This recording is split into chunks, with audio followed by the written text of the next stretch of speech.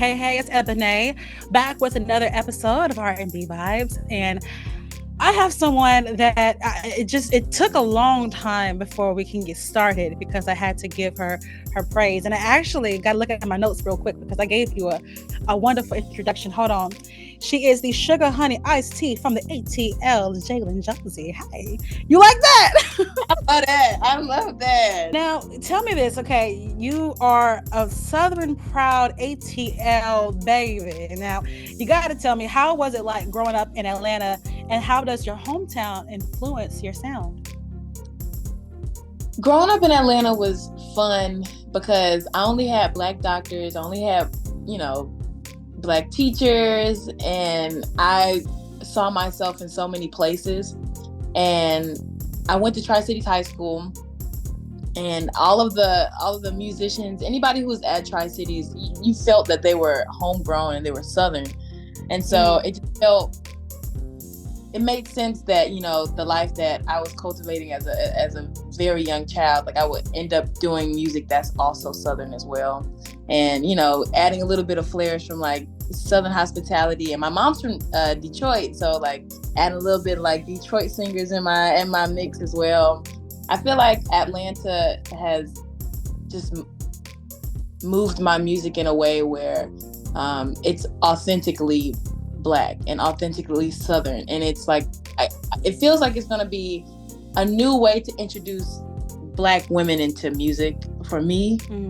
So yeah, just healing in a Southern way. Growing up in Atlanta, being an artist, how did you find yourself in Broadway? That's weird to me. Normally I hear artists that go straight to, or I'm going to be on stage, I just want to sing. You went the Broadway direction. How did that happen? Yeah, so again, I went to Tri-Cities High School, and Tri-Cities, a lot of huge Broadway stars went there. As a man named Sa, Saquon Sembla, and a plethora of Kenan Thompson went there. It was a lot of out for you to go either to acting or you to do music theater. And there was this camp that would come through Tri-Cities called Broadway Dreams. And I got, I guess I was in that for a very long time. And Broadway Dreams had this workshop that some Broadway directors and Broadway music directors also were a part of. And so this one time there's this they asked me to sing, and they asked a couple other kids to sing, and then I sang. And the music director, his name is Tom Kitt, he loved it. And but I thought that was it. I didn't think much else of it. But then I went home. Well, I knew that on my way going home, they was like, do you think you could come back and do an audition? So I ended up having to stay in New York for an extra week.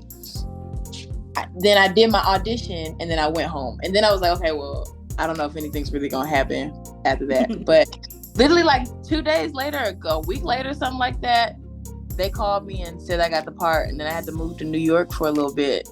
I was placed in it because of my school. Like, my school has been known for like the music theater shows that they'll put up, or the musicals. They did Dreamgirls, they did The Color Purple. I wanted to go to Tri-Cities because of The Color Purple. I saw that when I was a young girl. But yeah, I mean, my high school really set it up, or set me to get there, basically. But wait, you moved to New York, but you were like, what, 16 maybe? Going to New York, Is that right? No. No. How old were you when you moved? I moved like I was 18. Whew, I was like, Mama said, go ahead, follow your dreams. I trust everything. Negative. My mom would not have that. I probably would. So how was it moving to New York and just seeing, because New York that's a big town. I mean, of course, Atlanta is big in itself too, but New York's a whole different vibe, different energy. Did it ever intimidate you? Were you nervous? I was just living life back then. When you're young and you just going wherever the wind takes you, not really thinking about much. The only thing that scared me about New York is how fast people was walking. So I had to learn how to walk fast too. So I walk fast now. But New York, I mean, like, there's always gonna be mean people everywhere. So it really didn't intimidate me. But the thing is, when I was younger, it's, your frontal lobe thing is not all the way formed. So I'm really just living life, not really paying any mind or anything. I didn't really take into consideration that I was on Broadway at such a young age until I turned like 23. And then I was like, oh, I was doing some crazy things.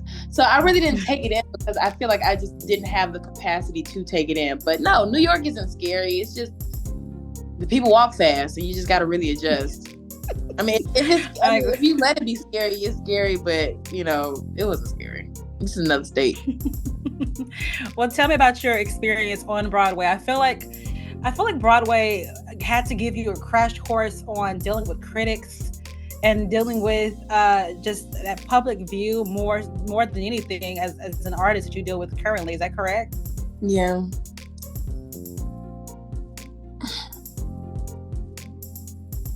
Okay. So currently I feel like, with content creation, like you have to put your life out, and I guess you have to show yourself in a way that you kind of wouldn't do when you're on Broadway. Like, I think that, I don't know what it is now. I don't know how it goes now. I've been out of the Broadway game for a very long time, but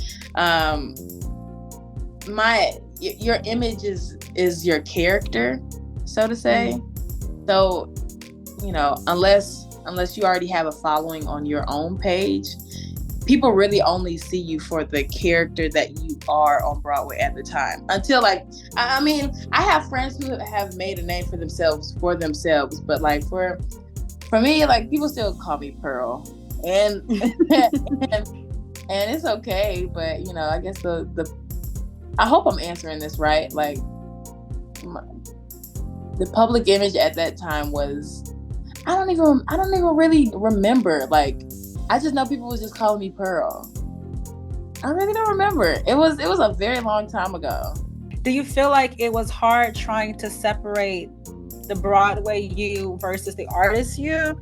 Like, how did you find self, like, in your artist self, and trying to separate them two? I always knew that I was Jalen, but that life is wild because people are like diehard Broadway fans, and it's like, mm-hmm. Unless they come and see you outside the stage door and they're really just coming to see who the person was, they're only seeing you for the actor or for the character that you portrayed, which is okay, because that's sometimes how they be doing it to like movie stars.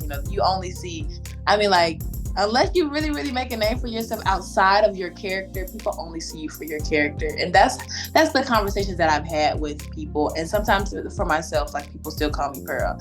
But because I've done a good job at like transitioning from Broadway to music, I'm not really necessarily like put in a box for Broadway anymore. But like, there's still articles out there that talk about my experience on Broadway, and there's still articles that, talk about me and being Pearl. But like, the majority of the time now, it's like I was able to separate the fact that I was a Broadway actress because I transitioned my career. But it's funny to me, the fact that you were from a while, but I saw the picture and I was like, she was actually Pearl.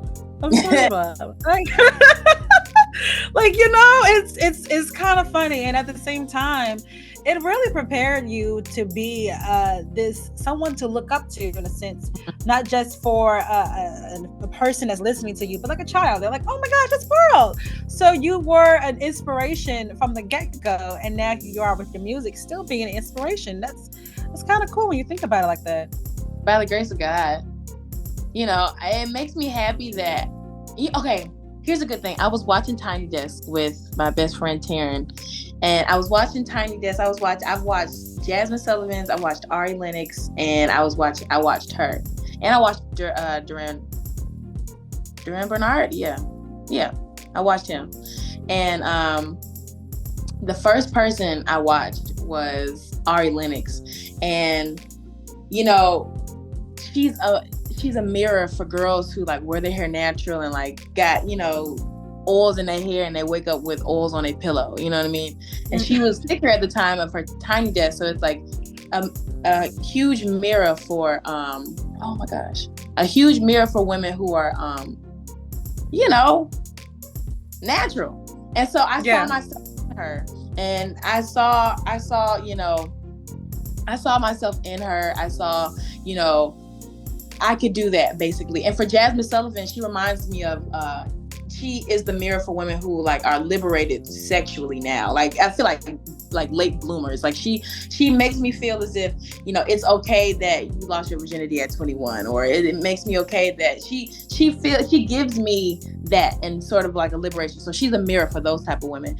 And her, I felt like in my opinion, she felt like, a mirror for girls who like had the upper hand in the relationship and, was able to actually speak for, women who I guess I don't know, like how I remember her song Feel Away, and I was like listening to the lyrics, and it was like, she's been working for a very long time. So I feel like in her relationships, like she's probably like had, I guess, situations where I guess like the men would be wanting a lot of her time, and she wasn't able to give her a lot of her time because she was working a lot. And I was thinking about the mirror that I am going to hopefully give for people, like knowing that I wrote Death of a Black Girl like right when I got off of Broadway, and thinking about like what I was going through back then. Again, I was still like, my frontal lobe didn't connect until I was 25, but like writing, which I'm 25 now, but writing, Death of a Black Girl when I was just coming off of Broadway, just like thinking about like, not even really thinking that I might be speaking for women who like probably don't see themselves as beautiful. And for a time, I didn't see myself as a beautiful person. So it's like coming into that, like being able to write from those experiences into now where I actually do look at myself beautiful. I can go outside with the afro, you know what I mean? I can go outside and feel beautiful. Like I feel like, hopefully I'll be writing for, women who are going through the same experiences as I. And I think that's beautiful for me. And it's just a part of my healing. Thinking about it, I am healing myself through this music. And I've been healing myself since Death of a Black Girl. Going from Death of a Black Girl to Illustrations, all those songs, I also wrote on Broadway. Oh. I've been healing myself since, and I just hope that I can heal other people too. I feel like I want to be the mirror for the bubbly Black girl who you don't really know until you know her. I think that's why I relate to you so much, because that describes my life so much. But let's go into Death of a Black Girl. It was moving. And it was touching, and it was quite emotional. What was it that said to you, what? Matter of fact, why specifically that title? And then what led you to write that piece? Dang. I gotta really think. Death of a Black Girl, okay. I remember being in a weird relationship with a guy that wants me bad now, but I was in like a crazy fling with this guy, and from like my 1 year of college going into Broadway. And I remember my grandfather being on a rehabilitation. He was at the rehabilitation center because he had got his knee worked on, and this guy drove to the rehabilitation center and picked me up, took me to McDonald's. I paid for our food, only to tell me that he was getting back with his ex. And ex was a very beautiful Latina woman, but his roster was nothing but, it wasn't no Black women on it. Like, cause our college, I went to Baldwin Wallace Conservatory for music for a year, and we were the minority, you know what I mean? But you still had Black women at that college. And me and him, we lived like 15 minutes away from each other back in Georgia. So, I just wasn't his type. It really wasn't much of like, oh, I can't find a Black woman. I just wasn't his type. But we tried it, we became good friends or whatever. And he pulled up at the rehabilitation center, took me to McDonald's, and told me that he wanted to get back with his ex. And after that, I still kind of like, he got back with his ex for a little bit, and then I let him go because, you know, the way you get them is the way you lose them. And then he came back around. And this is the second time he came back around, because he comes back around 3 times. Second time he came back around, he everybody was telling me like, oh, he got with this girl in music theater, like he's with this girl in music theater, blah blah blah blah blah. He got with a girl who dang, she was also in music theater, but she was like the friends that I got when I was in college, the friends that I was close to, she was grabbing them friends too. It was almost as if she got the man, was taking my friends, and she was like in music theater basically. I was trying to be you. I was just, you know, I didn't want to say it, you know. But I don't think so at all. He just got somebody who was similar to me. And I was like, well, you could have had me. Like we've accumulated some years. You know what I mean? So after that, we stopped talking for a very long time, and I wrote Death of a Black Girl because I felt as if I just felt unwanted because of who I was at core. And I felt like the only way I would be loved the only way I would be loved by him was if I was not me. You know what I mean? So I wrote Death of a Black Girl because it's like death to the person that he don't want. And it turned into a very beautiful statement because, you know, I can't really change who I am for somebody. I cannot change my skin tone. I cannot change the texture of my hair. I cannot close my teeth together. You know, not that I can't, but I don't want to close my teeth together. You know what I mean? Like, I can't do Amen. things. You know what I mean? I can't do these things to try to get somebody to love me. And those lyrics basically state, like, I'm not, I'm not apologizing for who I am, but I cannot change who I am for you. So yeah, that is Death of a Black Girl. It was written by a boy who I'm talking about. He on me bad now. He wants me. He wants me too bad. But we feel we friendly. Hey, what's up? That's it.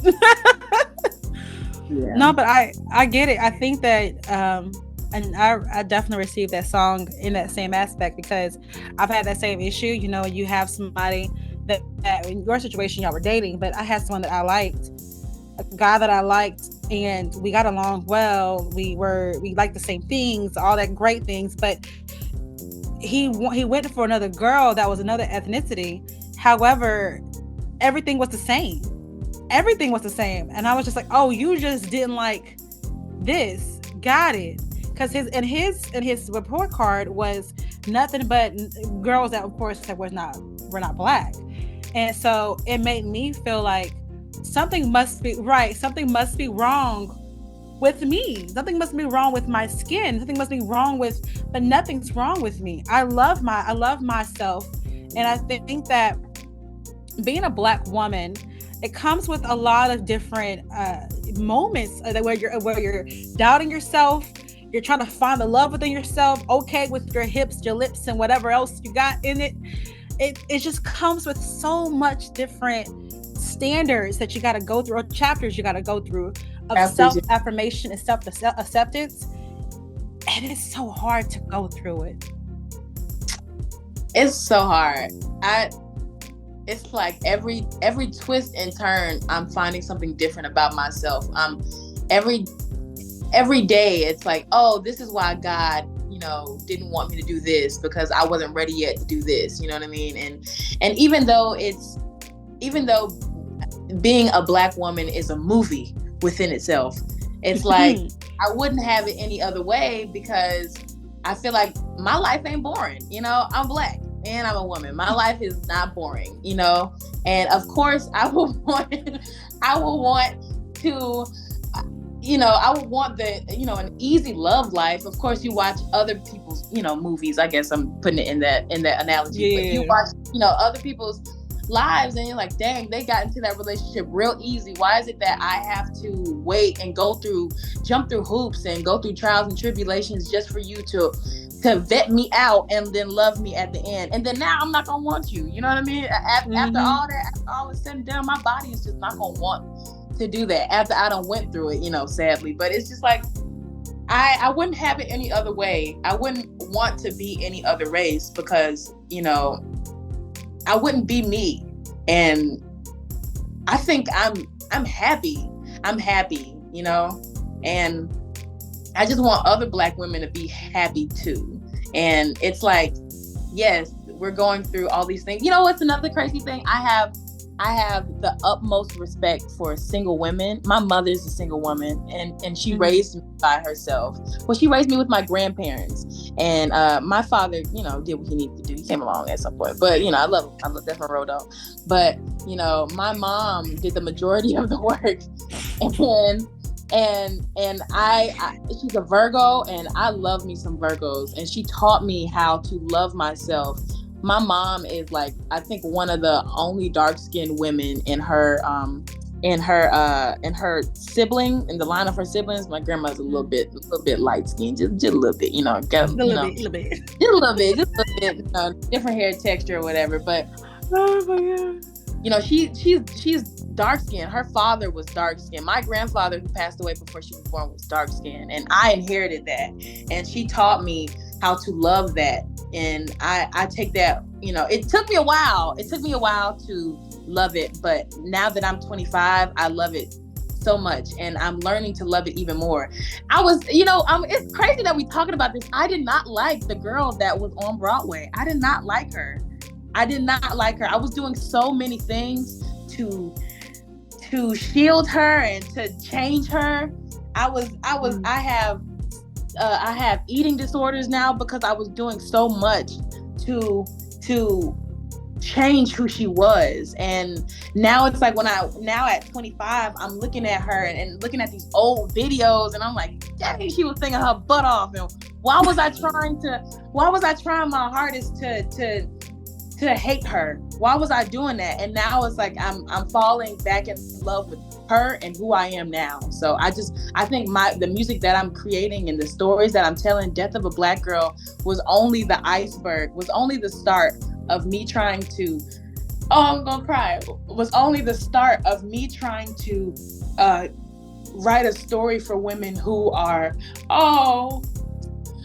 Death of a Black Girl was the start of me trying to write a story for women who are just now realizing that, who they were and who they were trying to hide. Girl, I did real good on my makeup. Was only trying to, damn it.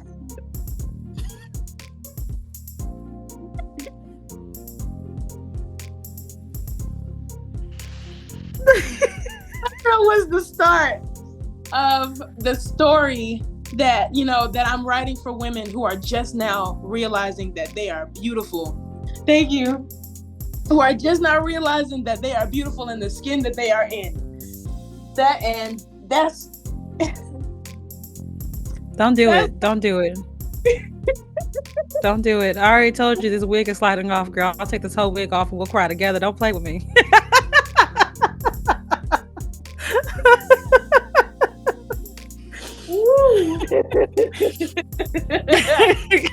Don't do it, girl. We will sit here and cry together. I'll have my cornrows out. We'll get real ugly up this camp. Don't play with me. I'll show my ass. I can't with her too. Oh, woo. Oh my gosh. Oh.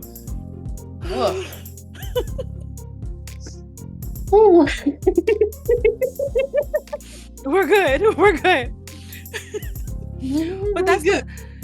You see, but that's the beautiful part about healing and about going through moments where you're like understanding self, and you're writing about the particular moment of your life that you're in, because you're like, once you're out of it, once you're that chapter is closed for you, you're able to look back and be like, I went through that and I came out through the storm victorious and beautiful. And that story is going to be a narrative for someone else to go through and be like, we can make it out. You're gonna be all right. And that's what's so amazing about your music. It's healing. Your music is simply healing. Thank you. Thank you so much. Of course. You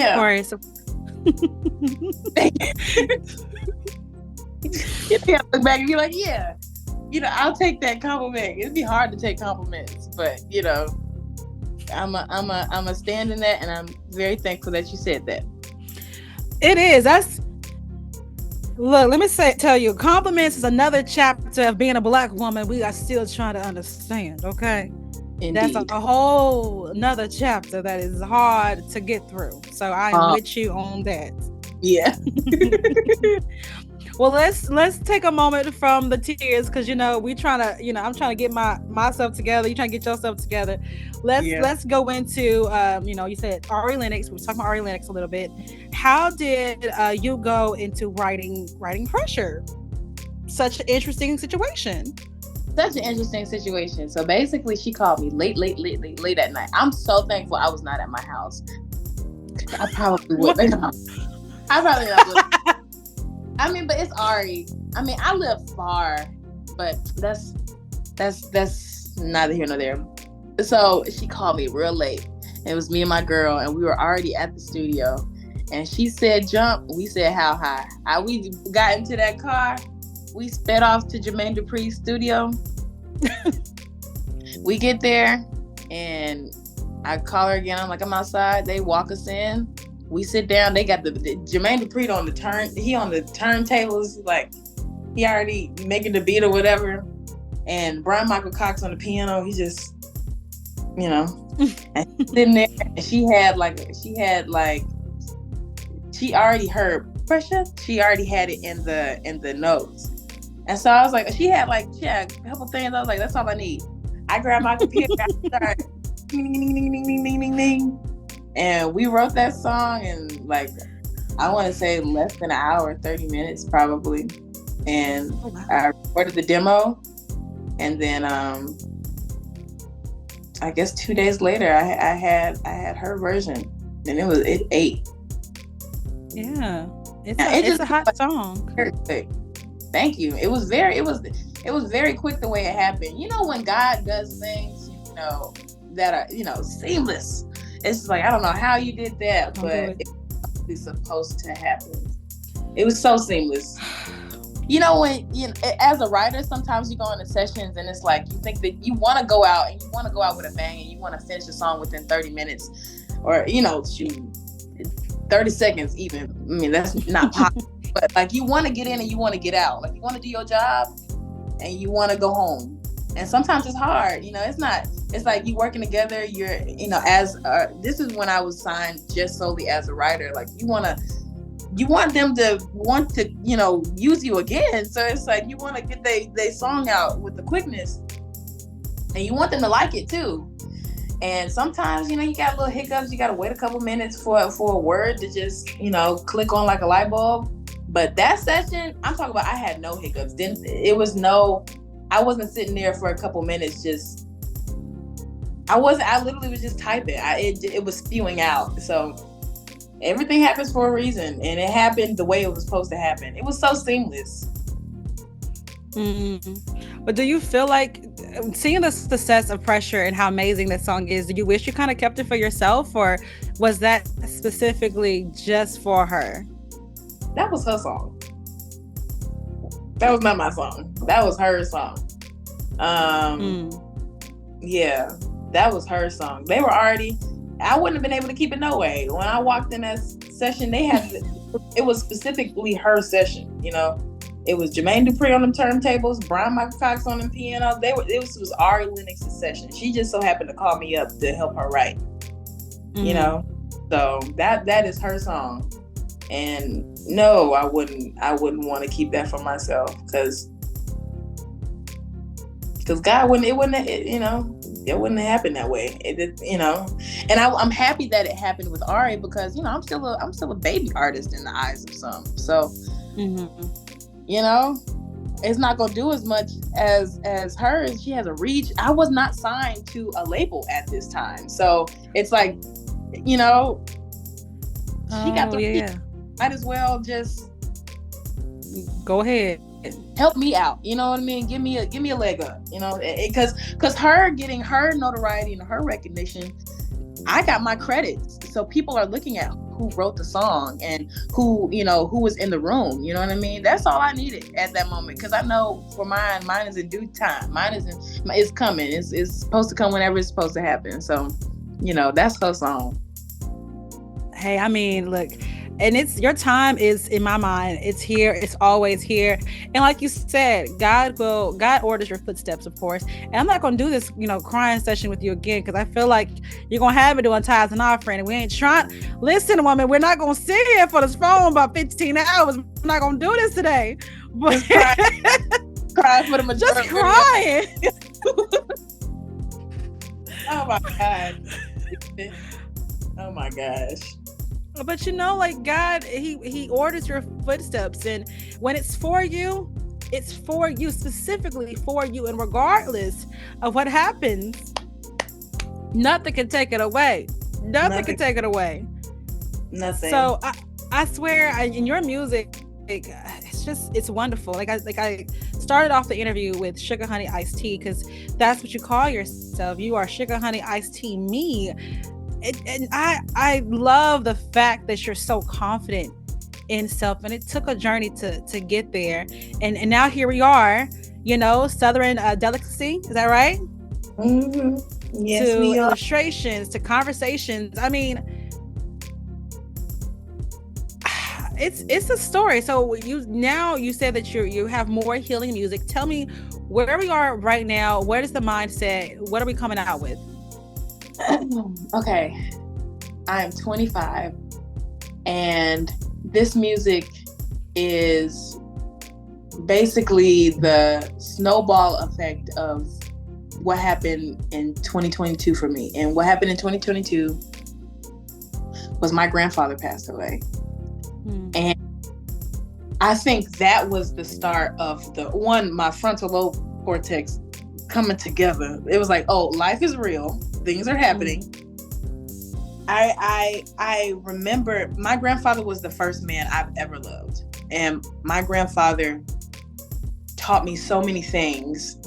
And so and he was the glue for my family. He was the glue. And I could feel, I literally, like, when I saw the casket, I remember going to the wake.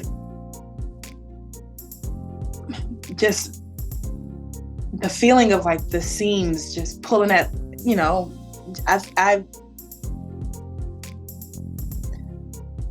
metaphorically felt as if a wound opened up where my heart was supposed to be. And ever since then, there was a relationship that I was also in. The day that my grandfather passed away, he was in the car. And that's when my first trauma bond started. I was clinging on to this man because he was there when my grandfather passed away. And he was all he was not a crutch, but, it was a very tumultuous relationship. And I felt like I was because that wound was open, I felt like I was just reaching in and giving my heart to him and constantly doing it and repeatedly doing it in hopes that he would take it and love it and cherish it. And it just never happened that way. And I felt like I was doing that within friendships, and I felt like I was doing that within my love life, and I felt like I was doing that, just grabbing my heart and taking it out. And each time I would reach in and grab my heart, I felt like the wound would just open, which I felt like that resulted in me, like, not being the best at saving money, not being the best at, communicating, like depression, like my mind, like self-hatred, just like feeling as if I was not enough to be loved. And this next batch of music is my love letter to that little girl that I was talking about that I did not like.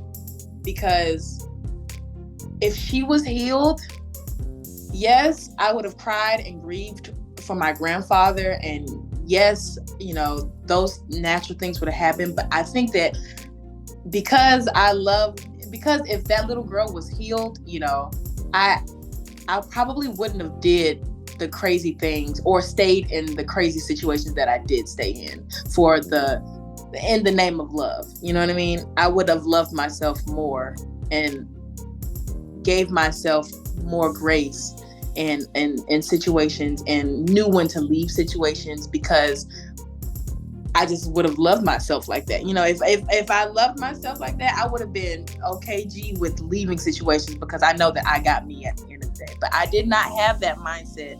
So this next batch of music is my love letter to her, my apology to her. You know, it's my apology to what I did while I was grieving. It's my acceptance to what I did while I was grieving. And yeah, and at the end of the day, because I loved my grandfather, and because I knew love at one point, regardless if I find love, or regardless if a man comes in and swoops me off my feet, at least I know I have loved at the end of the day. And that is what this new about, knowing that regardless of whoever comes in my life and whoever sits down at my table and whoever is on the next part of my timeline, I already loved. I already have experienced love. So I love myself enough to welcome somebody in, and regardless, and to know that if they do me wrong this next time, or whether they do me right, I'm able to remove myself, because I already have love. I don't need their love to sustain, or to validate, because I already have my own. And yeah, that is what this next batch of music. It's hard not to just say the name of it, but it is. I don't want to say the name of it just yet, but it is. You know, this next batch of music is, you know, is a healed version of the girl who wrote "Death of a Black Girl." And why can't we say the name of it? Why can't we say the project release date? Oh, yeah, I'm just saying. You know, the artist surprise. But I did say, I gave hints and stuff. It got something to do with the heart. Okay, the heart. You did give a lot of hints of the heart, so I'll take it. But you know, it's funny because, you know, I told you I had a really good time researching you, right? It's when I researched you, I could find a lot of comparisons between your story and mine. And then when I hear you, I see and I hear a lot more comparisons. And it's hard for me as an interviewer. You know, it's for me, my job is to ask the questions and to do the job, get it done, and that's this and the other. But it's so hard to not want to cry with you, not wanting to celebrate with you. So I thank you for allowing, like I told you before, for allowing yourself to be a genuine individual, not just an artist, but like, y'all, this is literally her. You know, if you listen to her music, that's her. There is no facade. There is no, well, this is Jalen on Monday and then Jalen on Tuesday. No, it is literally all of her. And I appreciate that. And I also appreciate, like I said before, you being a real singer. You're bringing back that real tone, real essence. And we're missing that. I think that we're now on this new wave where we're back to appreciating the vocal tones of an artist and respecting their craft. Yeah. So I really do think that it's been your time, but you know, this is your time. This is your season. And I hope that you're celebrating it and in the forefront versus waiting for it to come out once all the music is out. Yeah. I'm celebrating it. Me and my girl, we go get us some French 75s, and you know, she go get a hook. I might do some debauchery, you know, I might do a little, you know what I mean? And we celebrate. Literally, like a couple days ago, one of the first session or something like that. I'm talking about one of the best sessions that I've had in a while. And, you know, it's all of the sessions that they've had me in for my album have been so beautiful. So it's like we're celebrating when we can. I think after this interview, we're gonna go celebrate too. You know, I got on a nice outfit. It's sunny LA, you know.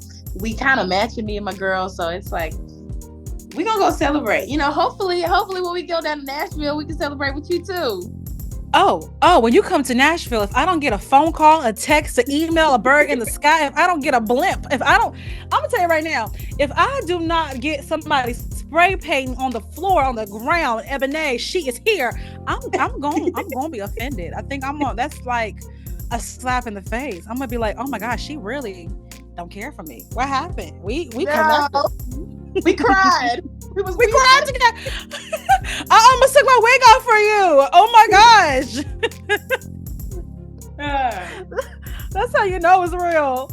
But you know, I again, you know, I gotta give you so much flowers and thankfulness to you. Who else do you want to work with? I mean, you worked with Ari Lennox, and if I'm correct, I also had in my notes that you worked with Sir. Is that right? Yeah. Yes. I mean, I was his writer. Working. So who else would you like to work with? It was a session. But let's see, who would I like to work with? I would love to work with Victoria Monet. Ooh. And you know, I just want to put out there, you know, for manifestation, Beyonce. Just for you know, just to manifest. I say I want to work with Aaron Allen Kane. Mm-hmm. I want to work with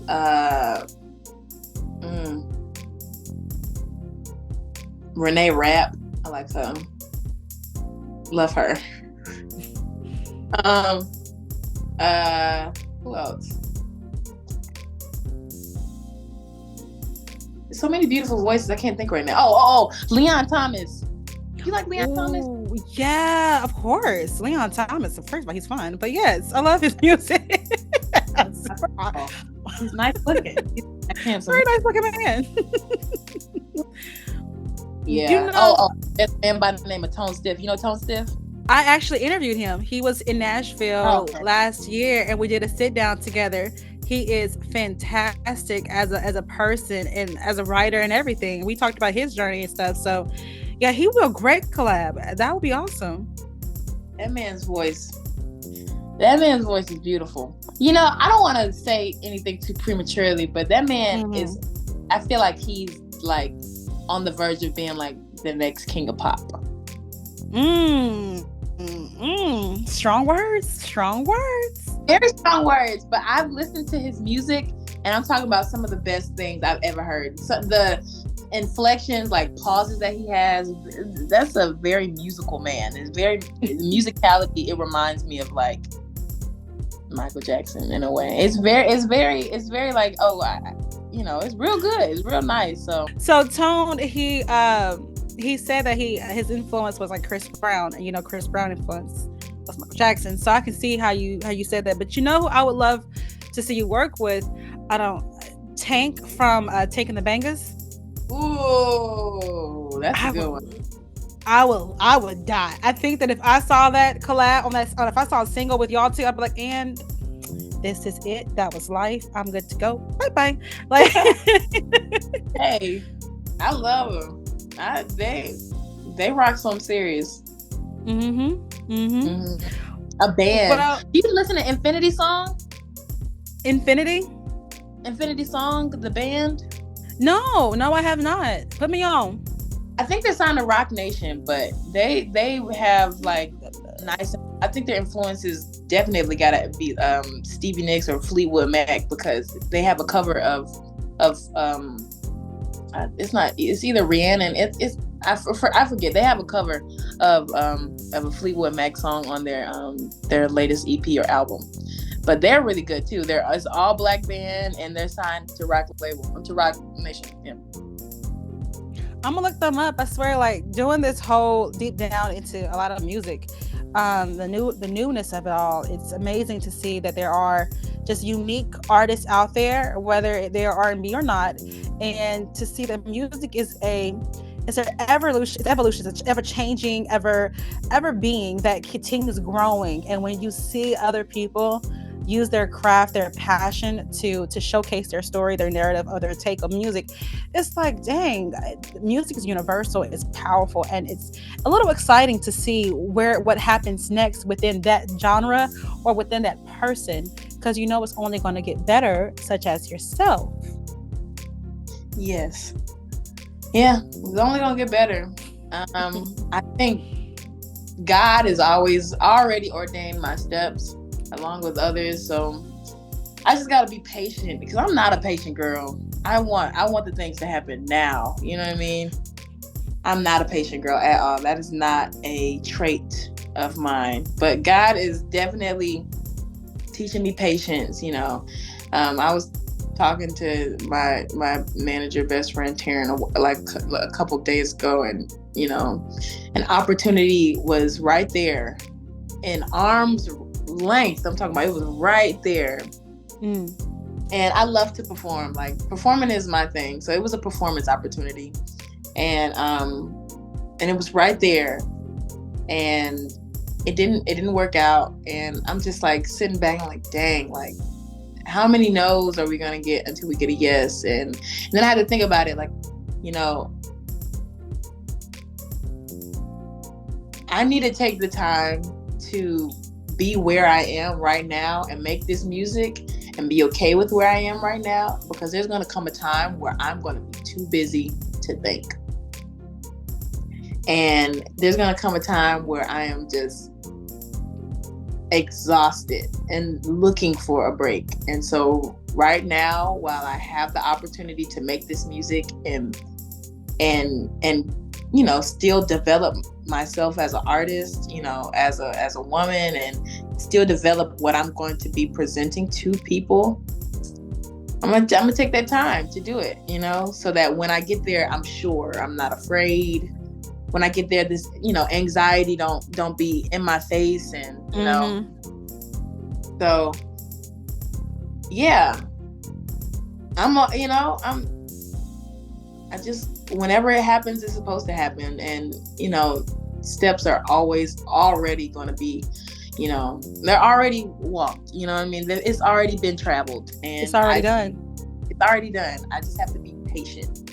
And, I'm okay with that, because I can get myself together while I'm waiting.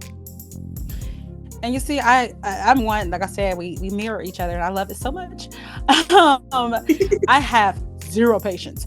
But one thing I have told myself is that a no is sometimes not a no. It can be just not right now.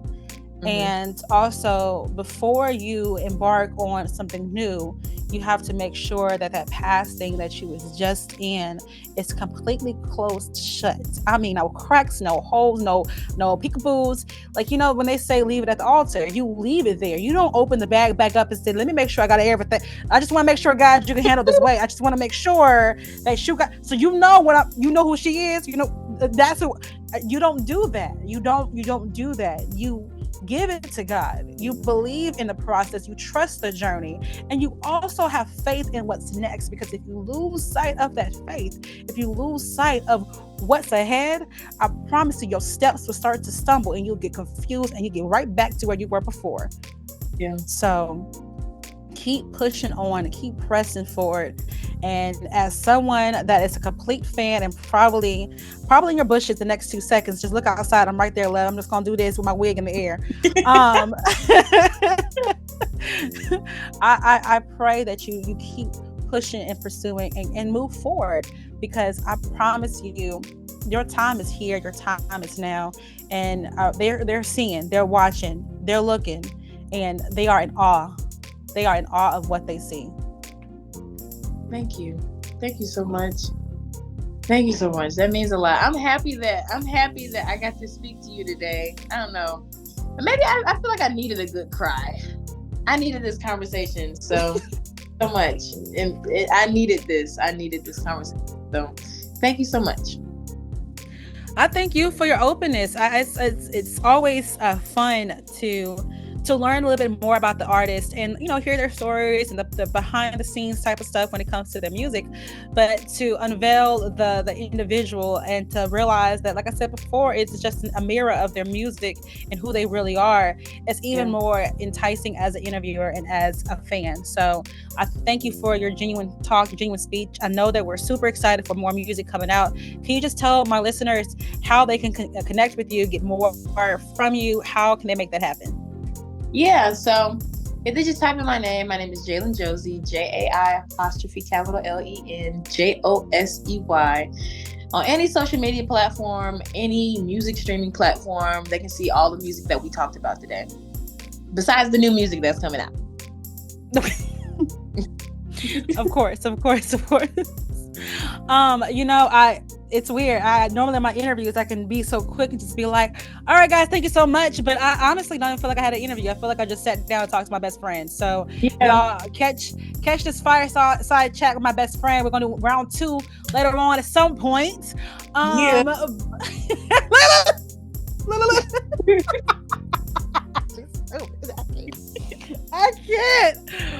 can't. Please. Like I said, when you come to Nashville, stop by 92Q, come see me, come say hey, let's do a sit down, another conversation. And I just thank you again for today. Y'all check her out. It's Jalen Josie, the one and only, the sugar honey iced tea from ATL all the way to all your places. It's right here on RnB Vibes with Ebony. Thank you.